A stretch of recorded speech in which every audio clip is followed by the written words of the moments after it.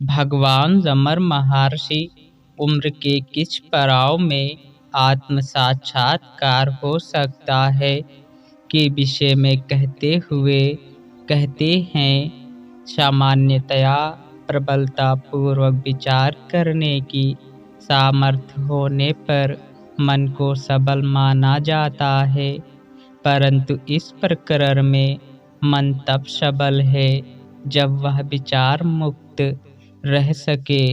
योगियों का मत है कि साक्षात्कार 30 वर्ष की आयु से पूर्व ही संभव है, किंतु ज्ञानियों का ऐसा मत नहीं है, क्योंकि ज्ञान का आयु के साथ लोप नहीं हो जाता। यह सत्य है कि योग वासिष्ठ के वैराग्य प्रकरण में वशिष्ठ राम से कहते हैं कि तुम युवावस्था में वासना मुक्त हो गए हो, यह सराहनीय है, किंतु उन्होंने यह नहीं कहा कि वृद्धावस्था में ज्ञान की उपलब्धि संभव नहीं है। वृद्धावस्था में ज्ञान प्राप्ति में कोई बाधा नहीं है। साधक को आत्मरूप रहना चाहिए।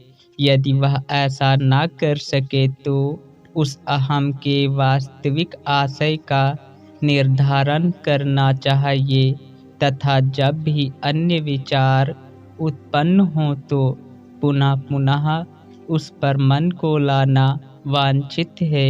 यही अभ्यास है। कुछ का मत है कि तत्व को जानना वांछित है, क्योंकि जगत का भाव पुनः पुनः उत्पन्न होकर मन को मार्गच्युत करता रहता है। इसके पीछे जो सत्य है उसको पहले निर्धारित कर लिया जाए तो वह ब्रह्म रूप ही ज्ञात होगा।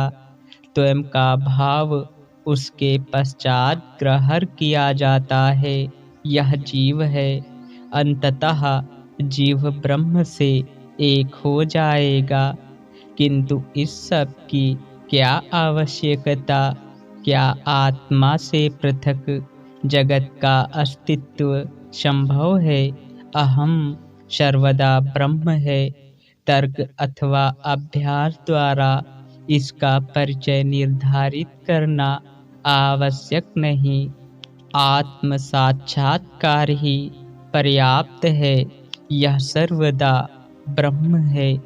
अन्य मतानुसार अहम ब्रह्मास्मि का भाव निधिध्यासन है। यह विचारों को ब्रह्म की ओर करना है। वस्तुतः किसी भी मार्ग की ओर उन्मुख करना आवश्यक नहीं है।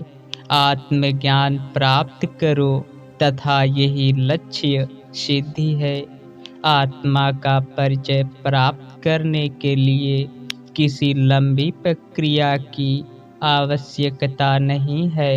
क्या इस परिचय के लिए किसी अन्य की सहायता अपेक्षित है? क्या प्रत्येक को ज्ञान नहीं है कि उसका अस्तित्व है? घोर अंधकार में भी जब हाथ को हाथ नहीं सूझता, पुकारे जाने पर वह उत्तर देता है। पुकारे जाने पर वह उत्तर देता है, मैं यहाँ हूँ महर्षि। परंतु वह अहम तो अहंकार अथवा अहम भाव है तथा परम तत्व आत्मा उत्तर नहीं देता और न स्व का बोध रखता है। प्रकाश, दृष्टि आदि के अभाव में अहंकार भी तो स्वचेतना से युक्त हो सकता है। आत्मा की शुद्ध ज्योति तो होगी ही। मैं कह रहा हूँ कि आत्मा स्वयं सिद्ध है। आत्म अनुसंधान के लिए तत्वों के विवेचन की आवश्यकता नहीं है। एक मतानुसार तत्व 24 हैं, दूसरों के अनुसार और अधिक हैं। क्या आत्मा की सत्ता स्वीकार करने से पूर्व हमारे लिए तत्व ज्ञान आवश्यक है? शास्त्रों में यह निर्देश करने के लिए ही उनका विस्तार से निरूपण किया गया है कि वे आत्मा को स्पर्श नहीं करते, किंतु साधक का जहाँ तक संबंध है वह तत्वों के अध्ययन का सहारा लिए बिना ही सीधा आत्मा को स्वीकार करके आत्मा होने का प्रयास कर सकता है। हरि ओम तत्सत।